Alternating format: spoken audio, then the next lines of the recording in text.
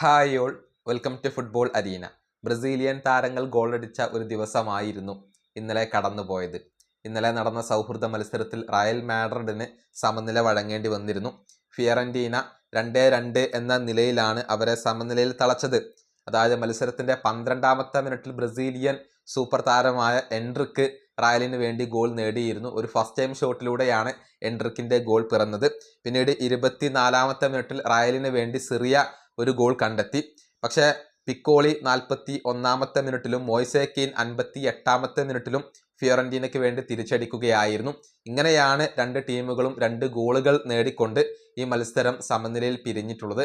എൻട്രിക്കിനെ Real Madrid ഒഴിവാക്കും എന്ന റൂമറുകൾ പ്രചരിക്കുന്നതിനിടെയാണ് ഇന്നലത്തെ മത്സരത്തിൽ അദ്ദേഹം ഗോളടിച്ചിട്ടുള്ളത്. അങ്ങനെ എൻട്രിക്ക് ഗോളടിച്ച ഒരു ദിവസമായിരുന്നു ഇന്നലെ. അതുപോലെ തന്നെ മറ്റൊരു മത്സരത്തിൽ ടോട്ടൻഹാം 1-2 ഗോളുകൾക്ക് ചെൽസിയെ പരാജയപ്പെടുത്തിയിട്ടുണ്ട്. ഈ മത്സരത്തിൽ 2 ബ്രസീലിയൻ താരങ്ങൾ ഗോൾ നേടിയിട്ടുണ്ട്. എസ്റ്റവായോ വില്ലൻ ഗോളടിച്ച ഒരു മത്സരമായിരുന്നു ഇത്.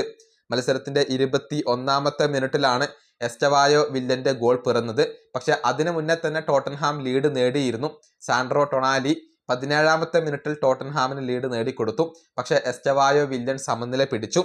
എന്നാൽ മത്സരത്തിന്റെ ഏറ്റവും അവസാനത്തിൽ ബ്രസീലിയൻ താരമായ റിച്ചാർലിസൺ ടോട്ടൻഹാമിന് വേണ്ടി ഗോൾ നേടുകയായിരുന്നു. 92ാമത്തെ മിനിറ്റിലാണ് റിച്ചാർലിസന്റെ ഗോൾ പിറന്നത്.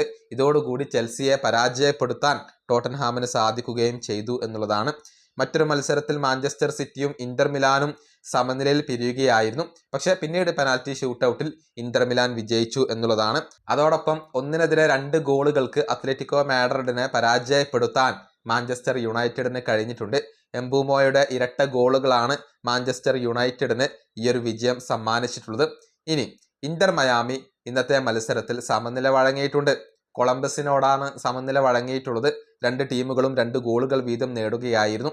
എടുത്തു പറയേണ്ട കാര്യം ബ്രസീലിയൻ താരമായ കാസമിറോ ഈ മത്സരത്തിൽ സെൽഫ് ഗോൾ വഴങ്ങി എന്നുള്ളതാണ്.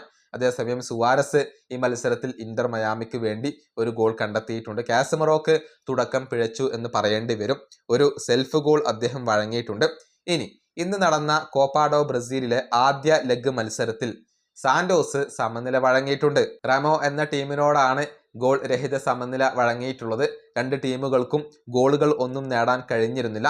മത്സരത്തിൽ നെയ്മർ ജൂനിയർ സ്റ്റാർട്ട് ചെയ്തിരുന്നു. നല്ല രൂപത്തിൽ നെയ്മർ കളിക്കുകയും ചെയ്തിട്ടുണ്ട്. പക്ഷെ ഗോളടിക്കാൻ കഴിഞ്ഞില്ല എന്നുള്ളത് എടുത്തു പറയേണ്ട ഒരു കാര്യമാണ്. നെയ്മറുടെ പ്രകടനത്തിന്റെ കണക്കുകൾ നമുക്കൊന്ന് പരിശോധിക്കാം. മുഴുവൻ സമയവും അദ്ദേഹം കളിച്ചു. 3 കീ പാസുകൾ അദ്ദേഹം നൽകി. ഈ മത്സരത്തിൽ ഏറ്റവും കൂടുതൽ കീ പാസുകൾ നൽകിയ താരം അത് നെയ്മർ ജൂനിയർ ആണ്. 64 ബോൾ ആക്ഷൻസ്, 4 ഡുവലുകൾ അദ്ദേഹം വോൺ ചെയ്തു.